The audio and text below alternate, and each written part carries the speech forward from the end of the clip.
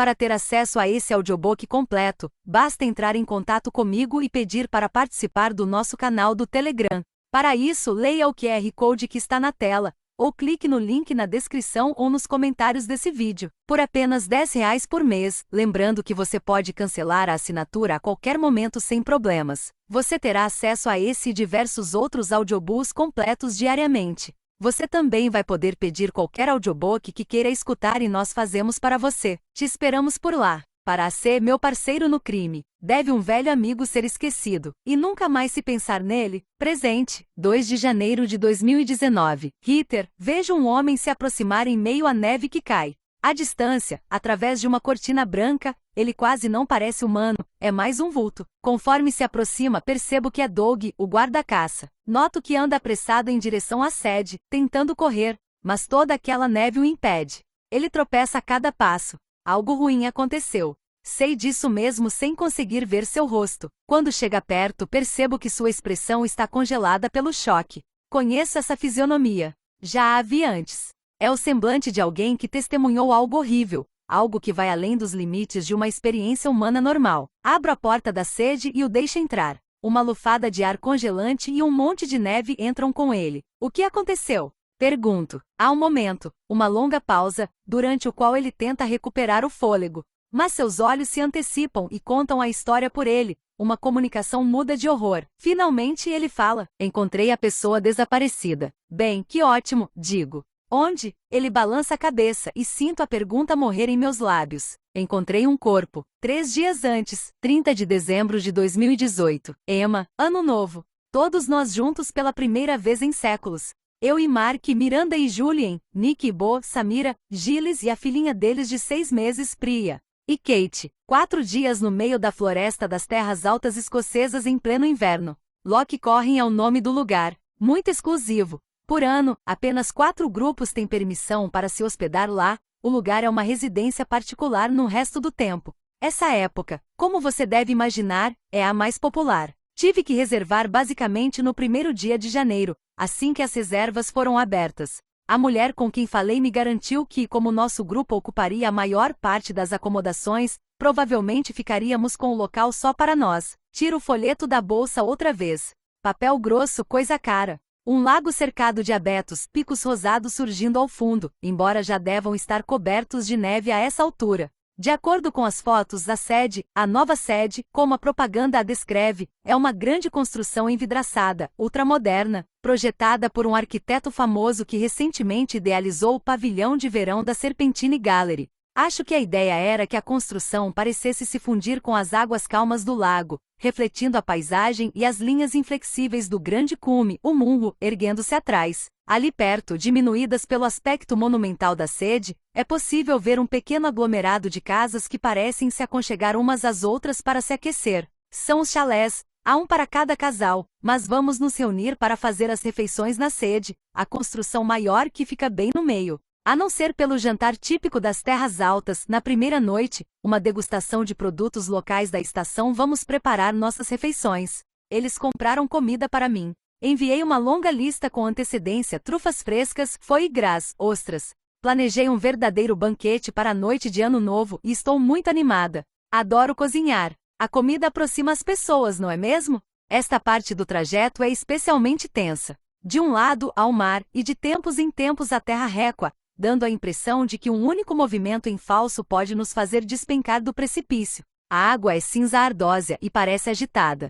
Em uma campina no topo do penhasco, ovelhas se aglomeram em bando como se também tentassem se manter aquecidas. Dá para ouvir o vento. Volta e meia ele se choca contra as janelas, e o trem estremece. Todos os outros parecem ter pegado no sono, até mesmo a bebê Priya. Gilles chega a roncar. Vejam, tenho vontade de dizer. Vejam como é bonito. Planejei esta viagem, então tenho uma sensação de que ela me pertence, a preocupação de que as pessoas se divirtam, de que as coisas possam dar errado. E também uma espécie de orgulho dos pequenos sucessos. Como este, a beleza selvagem do lado de fora da janela. Não me surpreende que estejam todos dormindo. Acordamos muito cedo hoje de manhã para pegar o trem. Miranda pareceu particularmente irritada com o horário. E então todos começaram a beber, claro. Em algum ponto perto de Doncaster, Mark, Gilles e Julien foram até o carrinho de bebidas, mesmo sendo 11 da manhã. Todos ficaram alegremente embriagados, afetuosos e barulhentos. As pessoas sentadas perto não pareciam satisfeitas. Eles passam a impressão de conseguir retomar a camaradagem espontânea de muitos anos atrás, não importa quanto tempo tenha transcorrido desde que se viram pela última vez, sobretudo depois de algumas cervejas. Nick e Bo, seu namorado americano, não estavam incluídos nesse clube do Bolinha, porque Nick não fazia parte do grupo deles em Oxford. Embora Kate já tenha dito que não é apenas por isso, mas por uma homofobia velada dos outros homens. Acima de tudo, Nick é amigo de Kate. Às vezes tenho a nítida impressão de que ele não gosta muito da gente, que nos tolera apenas por causa dela. Sempre suspeitei de que havia certa frieza entre Nick e Miranda, provavelmente porque ambos têm personalidade muito forte. No entanto, hoje de manhã eles pareciam unha e carne, passando apressados pela multidão na estação de trem de braços dados, para comprar suprimentos para a viagem, o que se revelou ser uma garrafa bem gelada de Sancerre, que Nick tirou de uma bolsa térmica diante dos olhares um pouco invejosos dos que bebiam cerveja. Ele tentou comprar aquelas latinhas de gin tônica, nos contou Miranda, mas não deixei. Temos que começar como queremos continuar. Miranda, Nick, Bo e eu tomamos vinho. Até Samira decidiu beber uma tacinha no último minuto, comentando: várias pesquisas novas dizem que você pode beber quando está amamentando. De início, Kate balançou a cabeça. Ela estava bebendo uma garrafinha de água com gás. Ah, por favor, Kaitei, implorou Miranda com um sorriso charmoso, oferecendo-lhe uma taça. Estamos de férias. É difícil recusar quando Miranda tenta persuadi-lo a fazer qualquer coisa, então Kate aceitou, é claro, e tomou um gole tímido. As bebidas ajudaram a suavizar um pouco o clima. Tinha ocorrido uma pequena confusão com os assentos quando entramos no trem. Todos estavam cansados e irritados, tentando resolver a questão meio que de má vontade. Descobrimos que um dos 9 assentos da reserva tinha de alguma forma sido marcado no vagão seguinte, completamente isolado. O trem estava cheio por causa do feriado, então não havia possibilidade de rearrumar as coisas. Obviamente é o meu, disse Kate. Kate é a única de nós que está viajando sozinha, que não tem um parceiro. De certa forma, acho que posso dizer que hoje ela é mais intrusa do que eu. Ah, Kate, falei. Me desculpe. Estou me sentindo uma idiota. Não sei como isso foi acontecer. Eu jurava que tinha reservado todos os lugares no meio, para tentar garantir que todo mundo ficasse junto. O sistema deve ter mudado os assentos. Olha só, pode sentar aqui. Eu vou para o outro vagão. Não, disse Kate, erguendo a mala, um pouco desajeitada, por cima da cabeça dos passageiros que já estavam em seus assentos. Não faz o menor sentido. Eu não ligo. O tom dela sugeria o contrário. Pelo amor de Deus, eu me peguei pensando. É só uma viagem de trem faz tanta diferença assim? Os outros 8 assentos ficavam uns de frente para os outros em torno de 2 mesas no meio do vagão. Logo adiante havia uma senhora sentada ao lado de um adolescente cheio de piercings, 2 viajantes solitários. Parecia improvável que conseguíssemos fazer alguma coisa para resolver aquela confusão. Mas então Miranda se debruçou no banco para falar com a senhora, o cabelo brilhoso como uma cortina dourada, e fez sua mágica. Eu vi como a mulher ficou encantada com ela. A aparência, o sotaque lapidado, quase uma relíquia. Quando quer, Miranda consegue exercer um encanto poderoso. Todos que a conhecem já foram alvo de seus feitiços. Assim, disse a mulher, claro que ela trocaria de lugar. O vagão seguinte devia inclusive estar mais tranquilo. Vocês, jovens, disse ela, embora nenhum de nós seja mais tão novo assim. E eu prefiro mesmo me sentar virada para a frente. Obrigada, Manda, disse Kate com um breve sorriso. Ela soou grata, mas o sentimento não parecia exatamente verdadeiro. Kate e Miranda são melhores amigas há séculos. Eu sei que elas não têm se visto muito ultimamente. Miranda diz que Kate anda ocupada com o trabalho. E como Samira e Gilles estão presos na terra dos bebês, Miranda e eu temos passado mais tempo juntas do que nunca. Fazemos compras, saímos para beber, fofocamos. Comecei a sentir que ela me aceitou como amiga, e não apenas como a namorada de Mark, que só entrou para o grupo quase uma década depois dos outros. No passado, Kate estava lá para usurpar meu lugar. Ela e Miranda sempre foram inseparáveis, a tal ponto que pareciam mais irmãs do que amigas. Antes eu me sentia excluída por toda essa proximidade e todo o passado que as duas compartilhavam. A intimidade delas não deixava espaço para nenhuma amizade nova. Então, uma parte secreta de mim está, bem, muito satisfeita. Realmente quero que todos se divirtam nesta viagem, que seja um sucesso. A viagem de Ano Novo é um acontecimento importante. Eles fazem essa viagem todos os anos. Já faziam muito antes de eu entrar em cena. E acho que de certa forma planejar esta viagem é uma tentativa um tanto patética de provar que realmente faço parte do grupo, de dizer que eu deveria finalmente ser aceita em seu círculo íntimo. Era de se esperar que 3 anos, o tempo que Mark e eu estamos juntos, fossem o suficiente para isso. Mas não. Eles todos se conhecem há séculos, de Oxford, onde viraram amigos. É complicado, qualquer um que já tenha estado nesta situação vai entender. Ser o último a entrar para um grupo de amigos de longa data. Parece que vou ser para sempre a garota nova, não importa quantos anos se passem. Sempre serei a última a ter entrado, a intrusa. Olho novamente para o folheto no meu colo. Talvez esta viagem, planejada com tanto cuidado, mude as coisas. Prove que eu sou um deles. Estou muito animada, Kate, então estamos aqui finalmente. E no entanto tenho uma súbita vontade de estar de volta à cidade. Até minha mesa no escritório seria uma opção melhor. A estação de Loch Corrine é risivelmente minúscula. Uma plataforma solitária com a encosta de aço da montanha se erguendo por trás, o topo encoberto pelas nuvens. O letreiro padrão da National Rail parece uma piada. A plataforma está coberta por uma fina camada de neve, nem uma única pegada perturbando o branco perfeito. Penso na neve de Londres, em como ela fica suja quase imediatamente depois de cair, pisoteada por milhares de solas. Se eu precisasse de mais alguma prova de como estamos distantes da cidade, seria esta: o fato de que a neve não foi pisada por ninguém, muito menos retirada. Totó, acho que não estamos mais no Kansas. Passamos por quilômetros e quilômetros desta paisagem selvagem quando estávamos no trem. Não me lembro da última vez que vimos uma estrutura construída pelo homem antes desta, muito menos uma pessoa. Caminhamos com cautela pela plataforma congelada, dá para ver o brilho do gelo negro em meio à neve, e entramos na minúscula estação.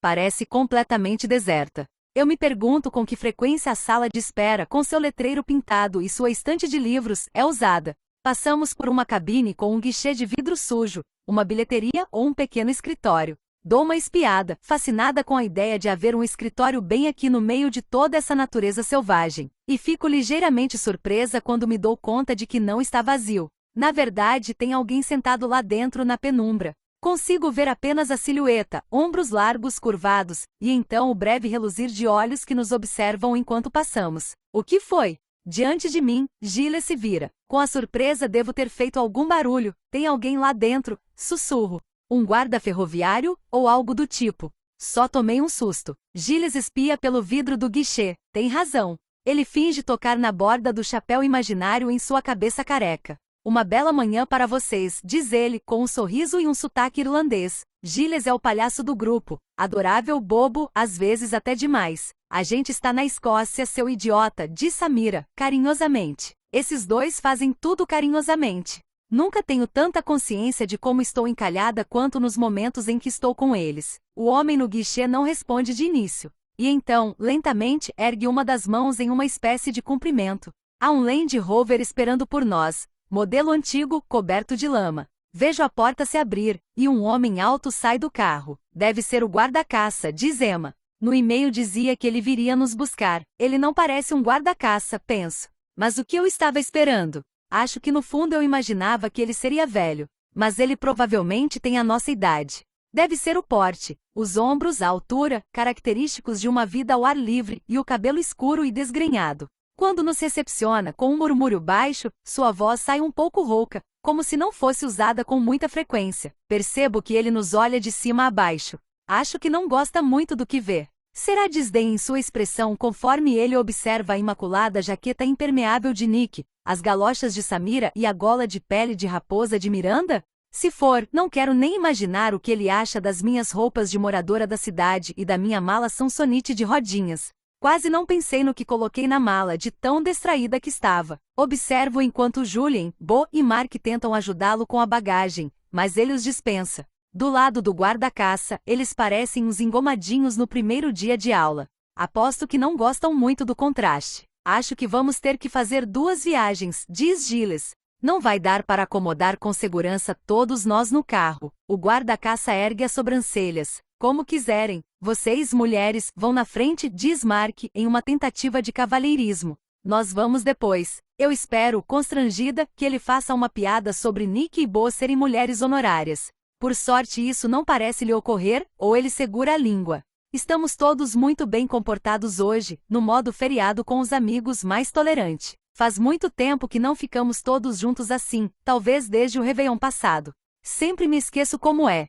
Incorporamos com muita rapidez, com muita facilidade, nossos antigos papéis, aqueles que sempre desempenhamos neste grupo. Eu sou a reservada, em comparação com Miranda e Samira, com quem eu dividi apartamento, as extrovertidas. Volto a ser quem era. Todos nós voltamos. Tenho certeza de que Gilles, por exemplo, não chega nem perto de ser tão palhaço na emergência médica na qual trabalha como residente sênior. Entramos no Land Rover. O interior do carro cheira a cachorro molhado e terra. Imagino que o guarda-caça tenha o mesmo cheiro. Miranda se senta na frente ao seu lado. De tempos em tempos sinto uma lufada de seu perfume, forte e defumado, misturando-se estranhamente ao aroma terroso. Só ela era capaz de usar algo assim. Viro a cabeça para respirar o ar fresco que entra pela janela aberta. De um lado da estrada, uma encosta bastante íngreme desce em direção ao lago. Do outro, embora ainda não esteja escuro, o negrume da floresta já parece impenetrável. A estrada não passa de uma trilha, esburacada e bem estreita, de forma que o movimento em falso pode nos atirar na água lá embaixo ou de encontro aos arbustos. Chacoalhamos pelo caminho, e de repente o carro freia com força. Todos somos atirados para frente e em seguida de volta para nossos assentos. Merda! Grita Miranda, enquanto Priya, que passará o caminho todo em silêncio, começa a berrar nos braços de Samira. Os faróis iluminam um veado na trilha diante de nós. Deve ter saído das sombras sem que percebêssemos. A enorme cabeça, coroada por uma vasta galhada de aparência ao mesmo tempo majestosa e letal, parece quase desproporcional ao corpo esbelto e acastanhado.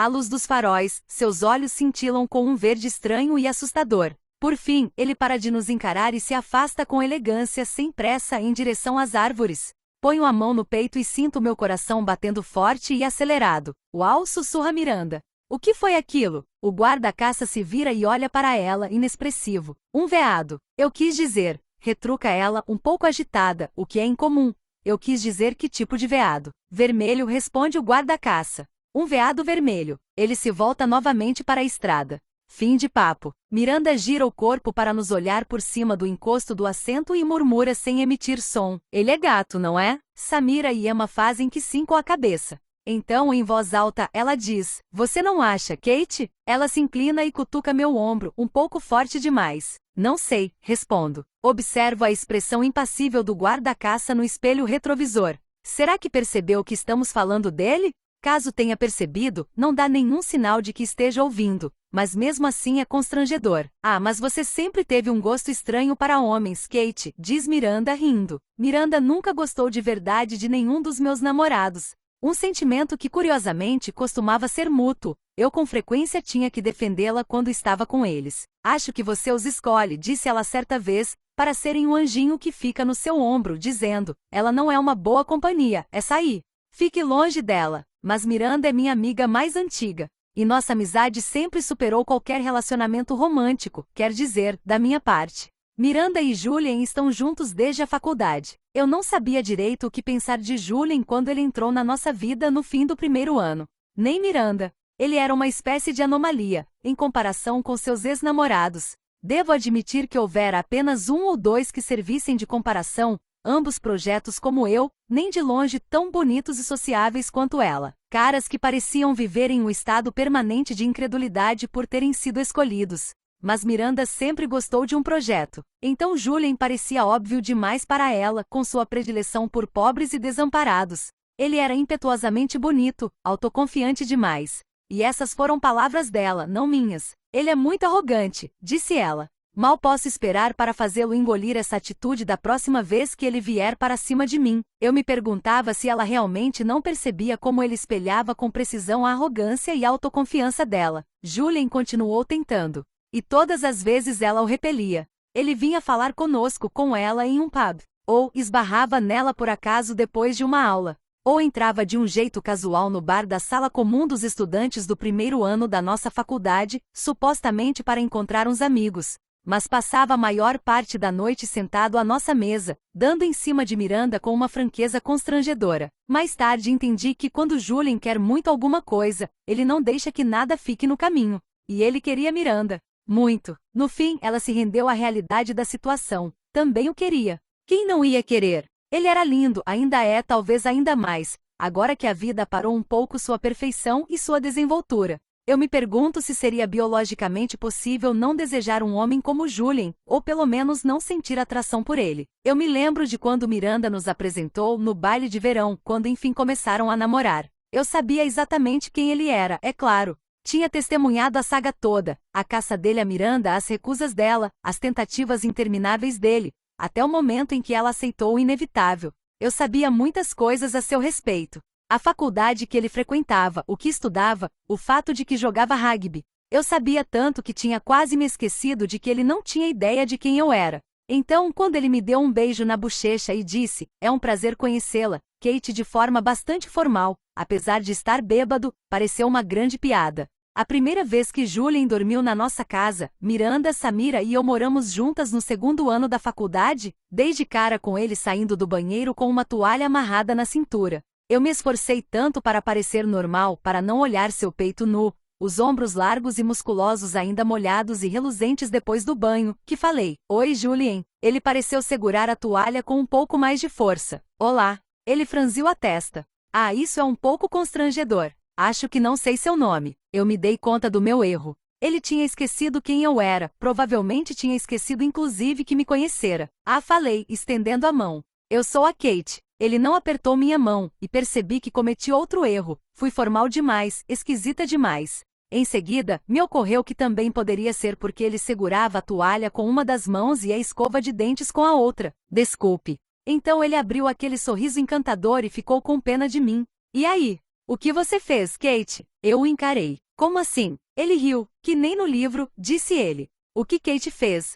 "Sempre gostei desse livro, mas não sei se deveria." Pela segunda vez ele abriu aquele sorriso, e por um instante pensei ver parte do que Miranda enxergava nele. Essa é a questão quando se trata de pessoas como Julien. Nas comédias românticas, alguém tão bonito quanto ele provavelmente seria escalado para interpretar o canalha que talvez se regenerasse e se arrependesse de seus pecados no fim. Miranda seria a rainha do baile escrota que guardava um segredo sombrio. A menina insignificante e tímida, eu e seria a personagem boa, inteligente e totalmente incompreendida que no fim das contas salvaria o dia. Mas as coisas não são assim na vida real. Pessoas como eles não precisam ser desagradáveis. Por que eles dificultariam a própria vida desse jeito? Eles podem ser pessoas incrivelmente encantadoras.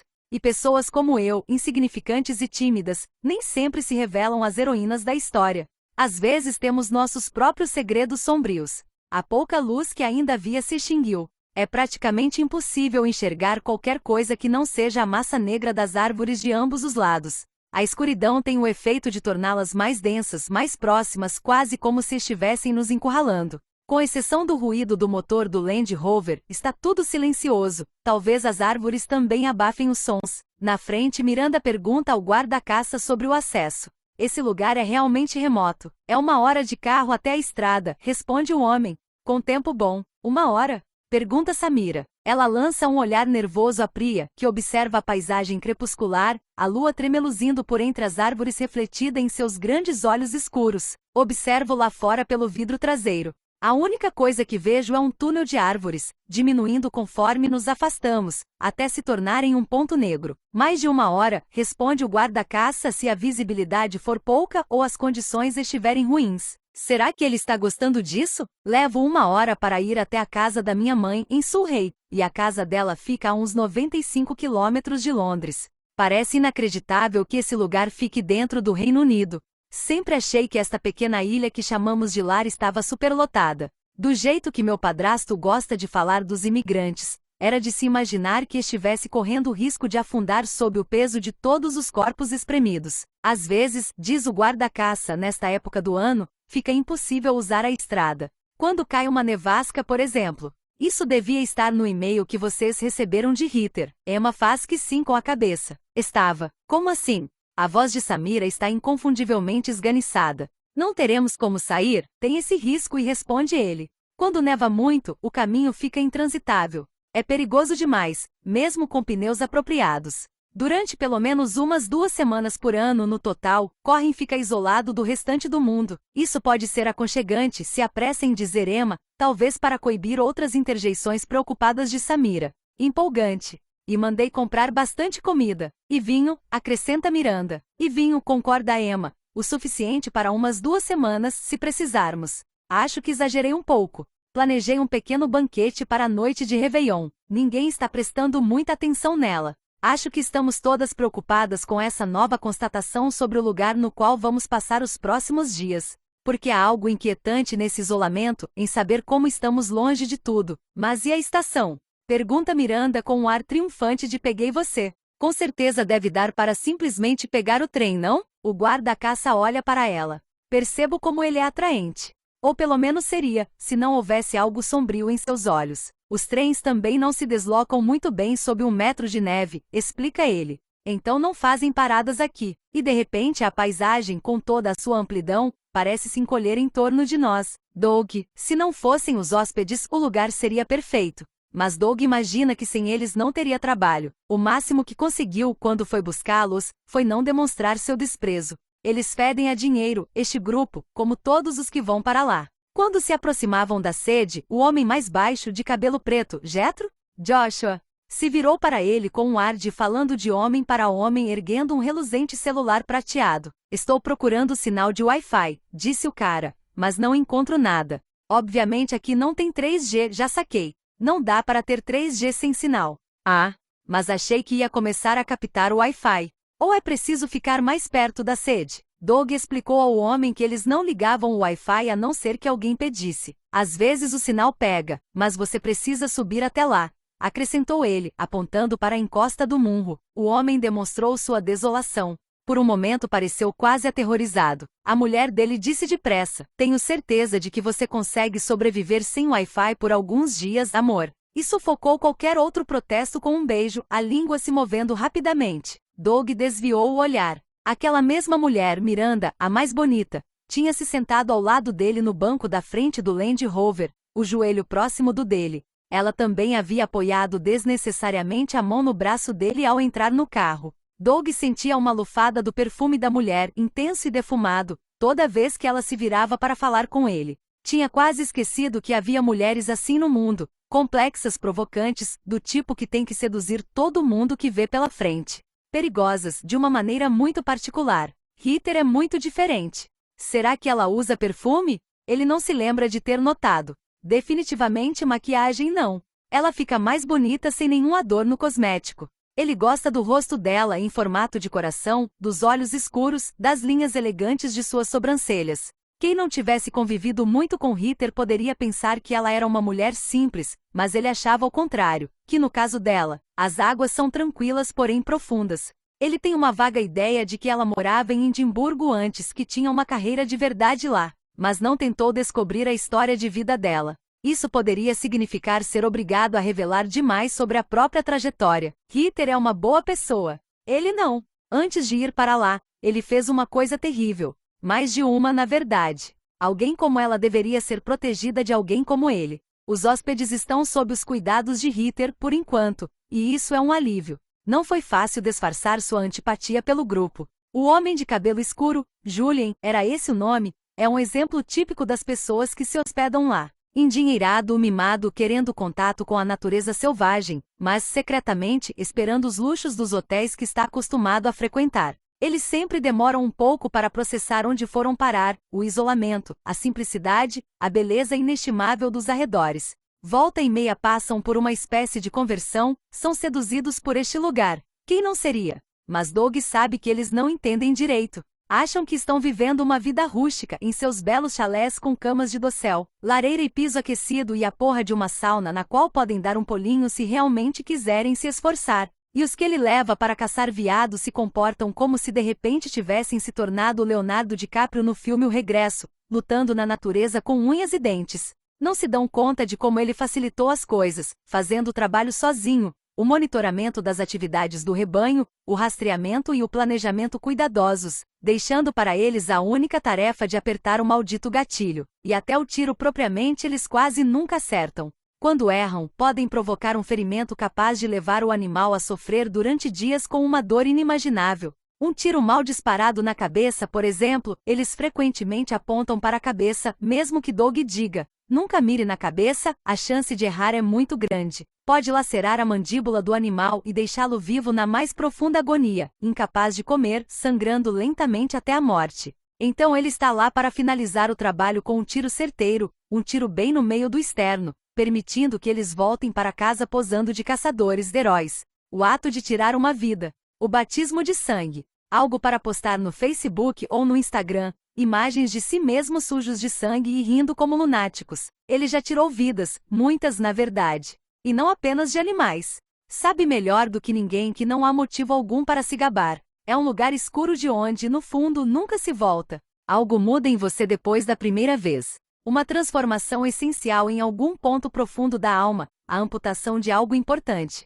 A primeira vez é a pior, mas a cada morte as feridas do espírito vão criando raiz. E depois de um tempo não resta mais nada a não ser cicatrizes. Ele está ali há tempo suficiente para conhecer todos os diferentes tipos de hóspedes. Tornou-se um especialista nisso tanto quanto na vida selvagem. O que não sabe bem é qual variedade detesta mais. O tipo na natureza selvagem, aqueles que acham que em poucos dias de luxo entraram em comunhão com a natureza, ou outro tipo, aqueles que simplesmente não entendem, que acham que foram enganados, pior, roubados. Eles esquecem o que reservaram.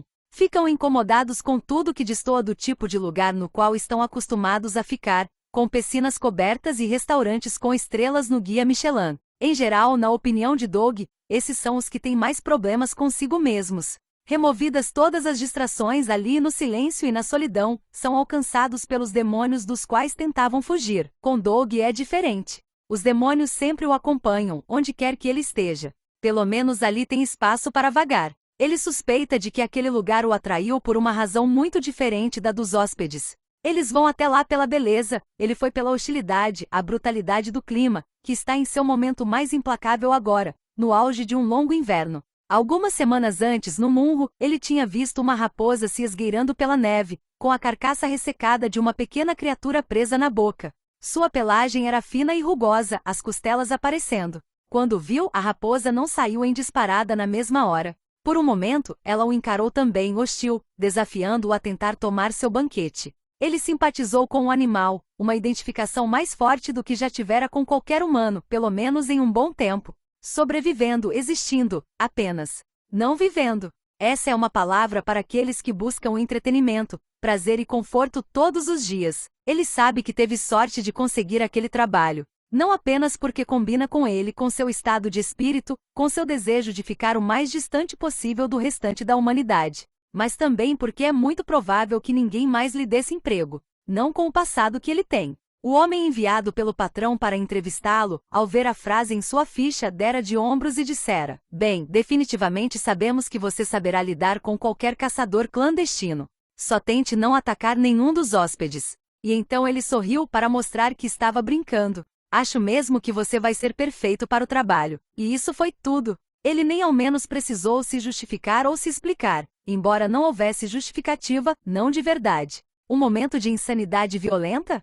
Não é bem isso. Ele sabia exatamente o que estava fazendo. Agora, quando pensa naquela noite, quase nada parece real. Parece algo visto de relance na TV, como se estivesse assistindo às próprias ações de longe. Mas ele se lembra da raiva golpeando seu peito, seguida pelo alívio fugaz. Aquele rosto estúpido e sorridente. Depois o som de algo estilhaçando. Em sua mente, a sensação de se sentir livre dos códigos de comportamento normal, solto em um espaço selvagem. A sensação de seus dedos apertando com firmeza a carne que cedia. Mais forte, como se a carne fosse algo que ele estivesse tentando moldar com a pura força bruta em um formato novo e mais agradável. O sorriso finalmente desapareceu. Então veio aquele sentimento distorcido de satisfação, que perdurou por vários minutos até surgir a vergonha. Sim, teria sido difícil conseguir um emprego fazendo qualquer outra coisa depois disso. Presente, 2 de janeiro de 2019. Hitter, um corpo. Olho para Doug. Não. Não pode ser. Não aqui. Este é o meu refúgio, a minha fuga. Não posso ser obrigada a lidar com isso, não consigo, simplesmente não consigo. Com esforço, interrompo a enxurrada de pensamentos. Você consegue, Hitter. Porque na verdade você não tem escolha. Claro que eu sabia que era uma possibilidade. Muito provável até, considerando o tempo desde o desaparecimento, mais de 24 horas, e as condições lá fora. Seria um desafio até mesmo para alguém que conhecesse o terreno, que tivesse algum tipo de habilidade de sobrevivência. A pessoa que desapareceu, até onde eu sei, não tinha nada disso. Conforme as horas passavam sem que houvesse sinal dela, a probabilidade aumentava. Assim que soubemos do desaparecimento, acionamos o serviço de socorro da montanha. A resposta não foi o que eu esperava. A atendente disse: "Neste momento parece improvável que consigamos chegar até vocês, mas deve ter alguma maneira de chegarem aqui, as condições estão muito ruins. Faz muito tempo que não vemos tanta neve assim. É um evento climático muito raro. A visibilidade está tão ruim que não dá nem para pousar um helicóptero. Então você está dizendo que estamos por conta própria?" Quando terminei de falar, me toquei do que tinha dito. Nenhuma ajuda. Senti o estômago revirar. Houve uma longa pausa do outro lado da linha. Quase dava para ouvi-la pensar na melhor maneira de me responder. "Só enquanto a neve continuar desse jeito", disse ela por fim. "Assim que tivermos alguma visibilidade, tentaremos ir até vocês. Preciso de um pouco mais do que tentaremos", retruquei. "Eu sei, e vamos até vocês assim que for possível." Há outras pessoas na mesma situação. Temos uma equipe inteira de alpinistas presa em Ben Nevis e outra situação mais perto de Fort William. Será que poderia descrever exatamente qual é o seu problema, para eu anotar todos os detalhes? A vítima foi vista pela última vez aqui na sede às 4 da manhã de ontem, mais ou menos. E qual é o tamanho da área? Da propriedade? Tentei me lembrar do número que ouvi em minhas primeiras semanas aqui. Pouco mais de 20.000 hectares. Ouvi a inspiração dela. Então houve outra longa pausa do outro lado da linha, tão longa que quase me perguntei se a ligação tinha caído, se a neve tinha interrompido essa última conexão com o mundo lá fora. "Muito bem", disse ela por fim. 20.000 hectares. Bem, mandaremos alguém até aí assim que possível. O tom dela, no entanto, tinha mudado, havia mais incerteza. Ouvi a pergunta com tanta clareza quanto se ela a tivesse feito em voz alta. "Mesmo se chegarmos até vocês, como poderemos ter certeza de que vamos encontrar alguém em toda essa imensidão? Nas últimas 24 horas, procuramos o mais longe que conseguimos. Não foi fácil, com a neve caindo assim implacável. Faz apenas um ano que estou aqui, então nunca tinha presenciado uma nevasca. Este lugar deve ser um dos poucos no Reino Unido, além de algumas ilhas quase desabitadas, onde o tempo inclemente pode impedir por completo o acesso dos serviços de emergência. Sempre avisamos aos hóspedes que eles podem não conseguir sair da propriedade se as condições estiverem ruins.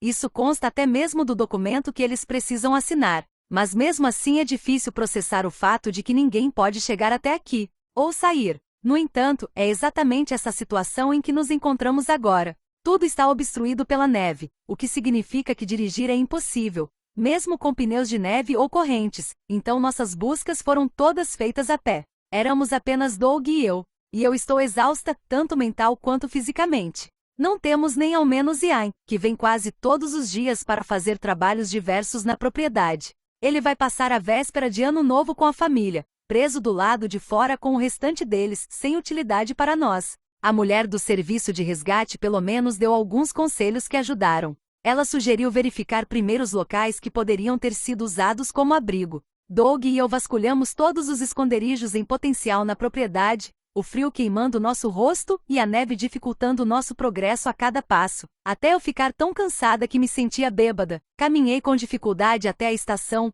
o que levou cerca de 3 horas, e procurei por lá. Pelo visto houvera uma conversa entre os hóspedes sobre pegar um trem de volta para Londres. Um dos hóspedes desapareceu. Afirmei ao chefe da estação, Alec, um homem parrudo com um rosto melancólico e sobrancelhas caídas. "Estamos procurando por toda a propriedade." Depois descreve o desaparecido. "Será que eles não teriam pegado um trem?" Eu sabia que era ridículo, mas achei que tinha que perguntar. Ele riu da minha cara. "Um trem?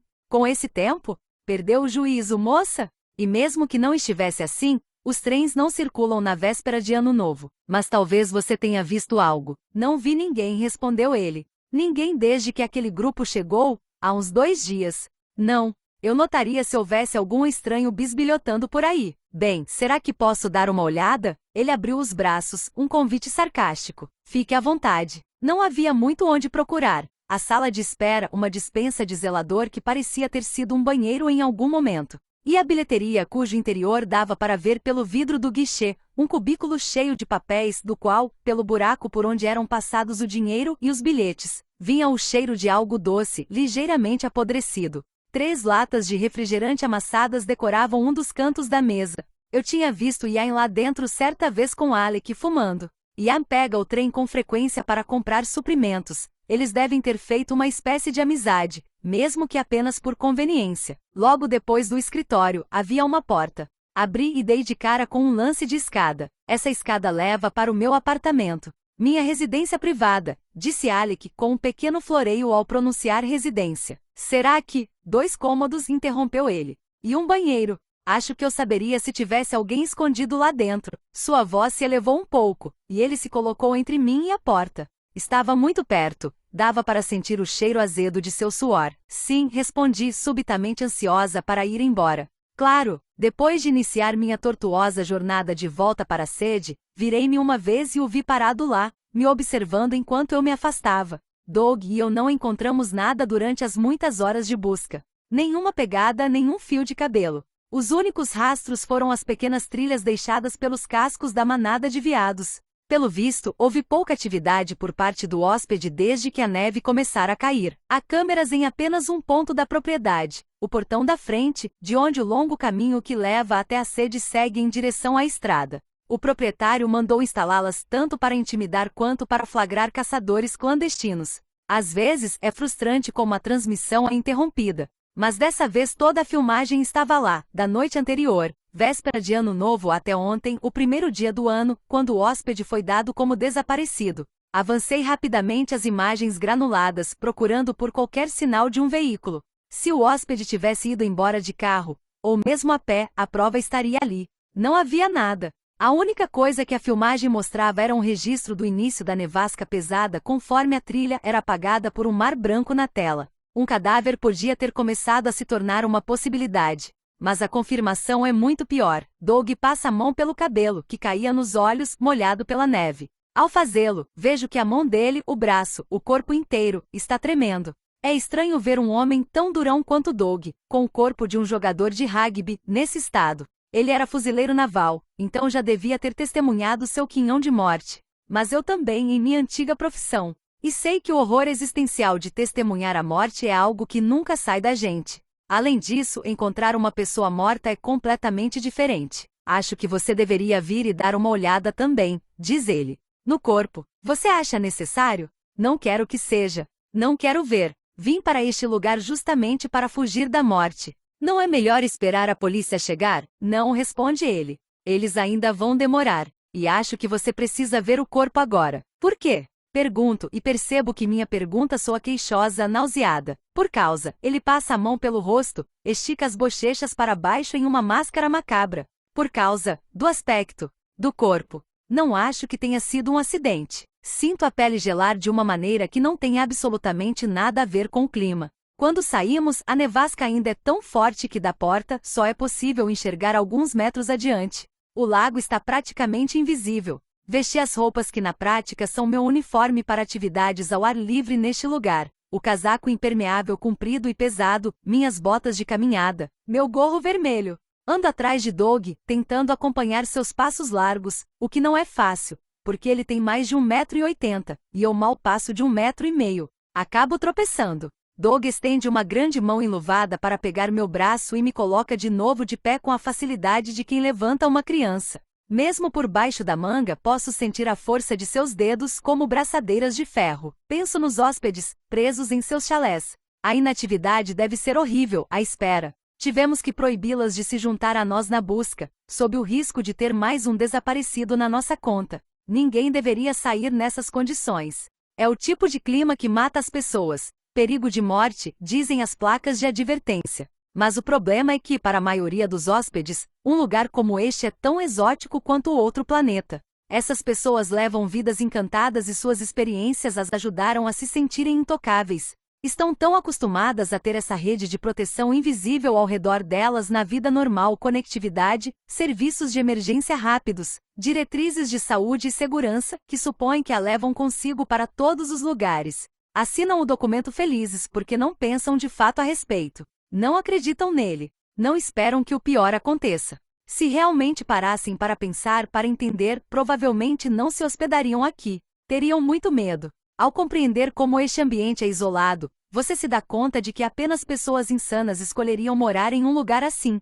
Pessoas que estão fugindo de alguma coisa ou que não têm nada a perder. Pessoas como eu. Agora Doug está me levando para a margem esquerda do lago, em direção às árvores. Doug, percebo que estou sussurrando. É o silêncio aqui, que fica ainda mais profundo por causa da neve. A voz parece sair muito alta, e você tem a sensação de estar sendo observado. Como se logo atrás da densa parede de árvores, quem sabe, ou da difusa cortina branca, pudesse haver alguém escutando. Por que você acha que não foi um acidente? Você vai ver quando chegarmos lá, responde Doug.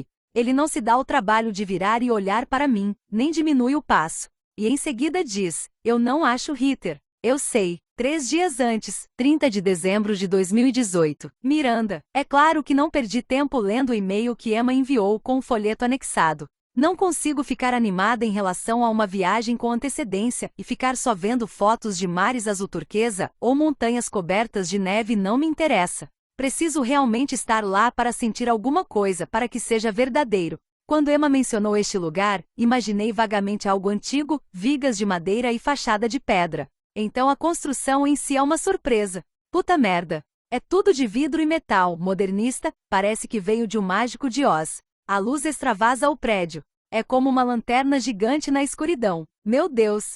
Diz Julien quando os rapazes finalmente chegam no Land Rover. É meio medonho, não? Ele costuma dizer coisas assim. Apesar de toda a sua inteligência, a sensibilidade artística de Julien é nula. Ele é o tipo de pessoa que circula por uma exposição de Sitombli dizendo eu podia ter feito um igual aos 5 anos, um pouco alto demais.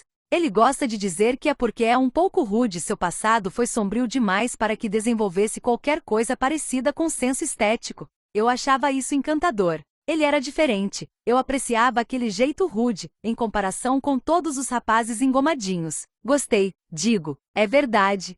É como se uma nave espacial tivesse acabado de aterrissar às margens do lago. Eu também, concorda Emma. É o tipo de comentário que ela faria, mesmo que achasse a construção horrorosa. Às vezes eu me vejo testando Emma, dizendo as coisas mais absurdas, praticamente instigando-a a me contradizer. Mas ela nunca me contradiz, está ansiosa demais para ser aceita. Apesar disso, ela é confiável, e Kate e Samira me abandonaram ultimamente. Emma está sempre disponível para ir ao cinema, ou às compras ou para tomar um drink. Sempre sugiro o lugar, ou a atividade, e ela sempre concorda.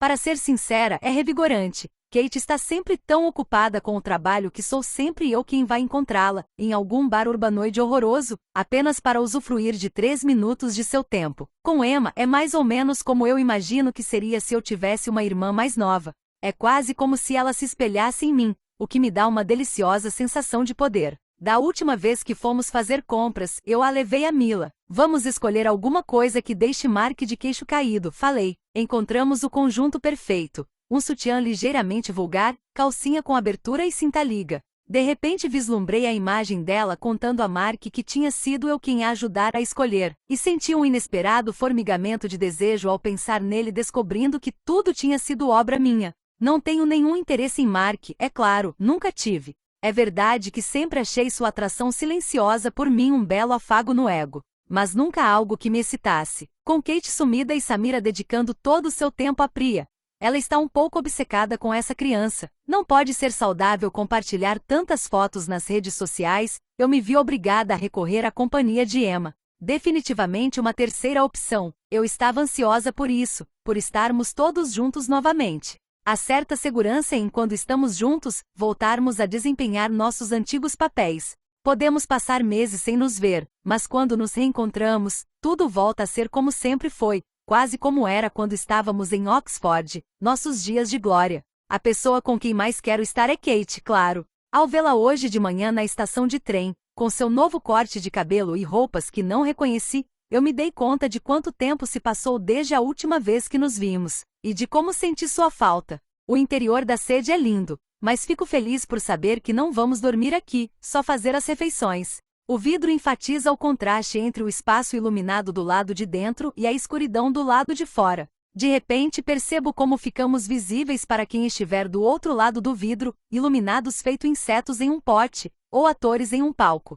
cegados pelos holofotes diante da plateia. Poderia haver qualquer pessoa lá fora, escondida na escuridão, espreitando sem que nenhum de nós soubesse. Por um momento, o velho sentimento sombrio ameaça emergir, a sensação de estar sendo observada. Algo que carrego comigo há uma década desde que tudo começou. Lembro a mim mesma que a questão é justamente que não há ninguém lá fora. Que estamos completamente sozinhos, exceto pelo guarda-caça e pela gerente Ritter, que veio nos receber. A mulher tem 30 e poucos anos, é baixa e até bonita, se bem que um bom corte de cabelo e um pouco de maquiagem teriam feito muito bem à sua aparência. Eu me pergunto que diabo alguém como ela está fazendo morando sozinha em um lugar como este, porque ela realmente mora aqui. Ela nos disse que seu chalé fica logo ali, um pouco mais perto das árvores. Viver efetivamente neste lugar deve ser muito solitário. Eu enlouqueceria se tivesse apenas meus pensamentos como companhia.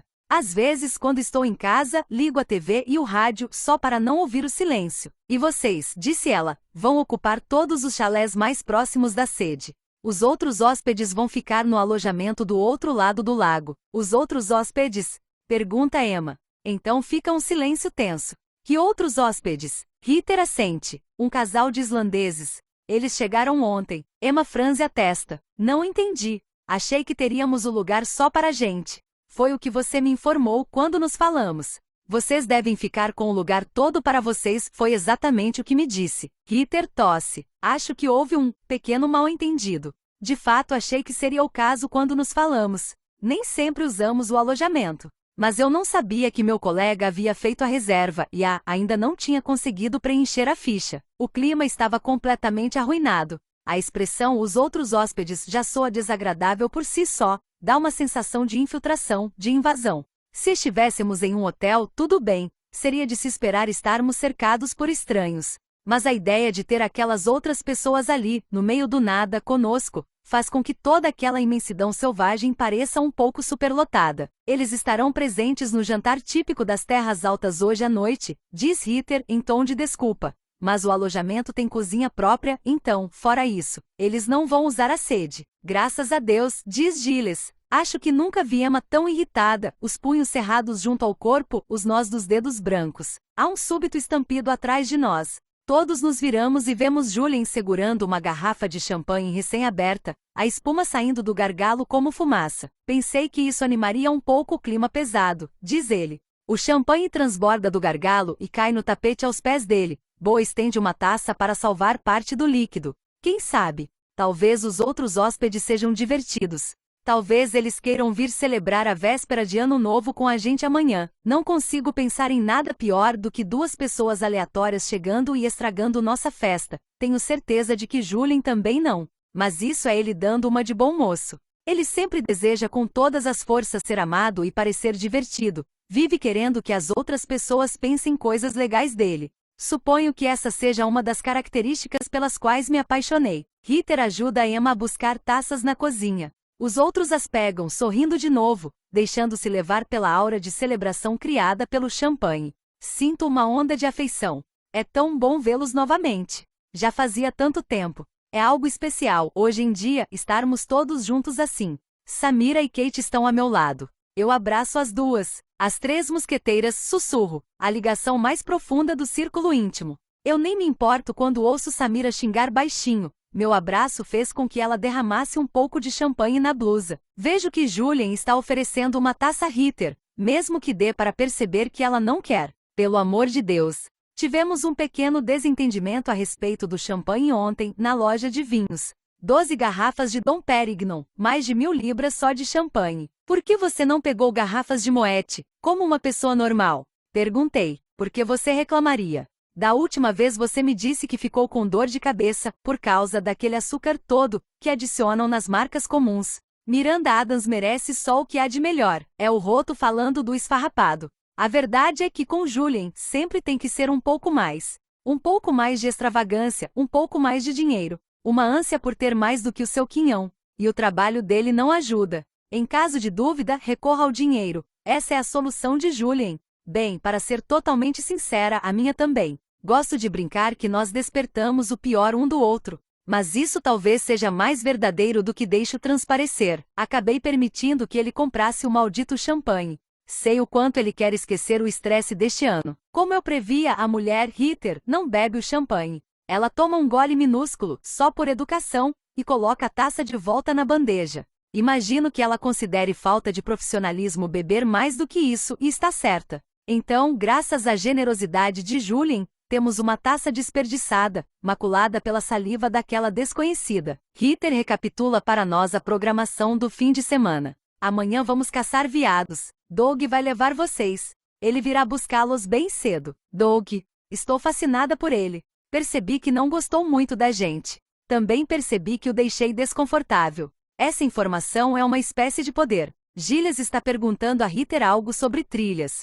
Ela pega o mapa oficial da área e o abre na mesa de centro. Há muitas opções, explica ela. Na verdade, depende do que você está procurando e do tipo de equipamento que trouxe. Algumas pessoas vêm com toda a parafernália, picaretas de gelo, grampos, mosquetões.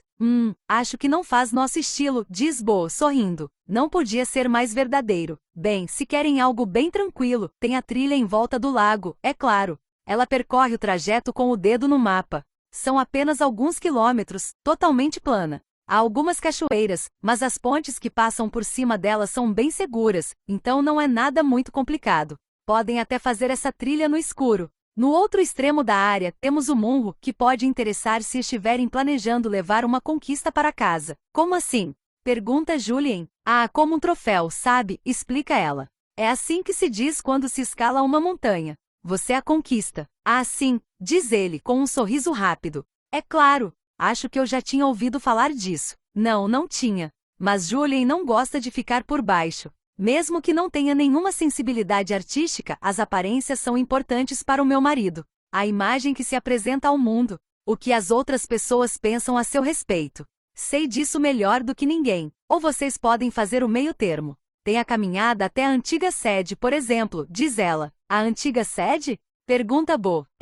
A sede original foi destruída em um incêndio há pouco menos de um século e não restou quase nada. Ou seja, não tem muita coisa para ver, mas é um bom ponto de referência para ter como objetivo. E a vista da propriedade lá de cima é incrível. Imagino que não houve sobreviventes, comenta Gilles. Não. 24 pessoas morreram. Ninguém sobreviveu a não ser 2 tratadores que dormiam nos estábulos com os animais. Uma das antigas cocheiras ainda está lá, mas talvez a estrutura não seja segura. Melhor não se aproximar muito. E ninguém sabe como o fogo começou? Pergunta Bo. Estamos todos com um interesse macabro. Daria para ouvir a queda de um alfinete, mas ele parece sinceramente ressabiado, o olhar desviando rapidamente para o fogo rugindo na lareira. Ele é um cara urbano. Aposto que o mais perto que Bo normalmente chega de fogo de verdade é quando toma um drink flambado. Não, responde Ritter. Não sabemos. Talvez tenham deixado uma das lareiras acesa. Mas há uma teoria.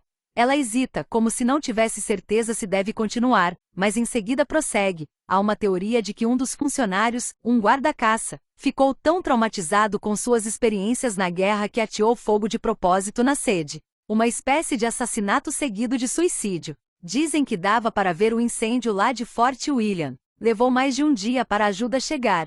E quando chegou já era tarde demais. Que merda, diz Mark e em seguida sorri. Reparo que Ritter não parece muito satisfeita com o sorriso de Mark.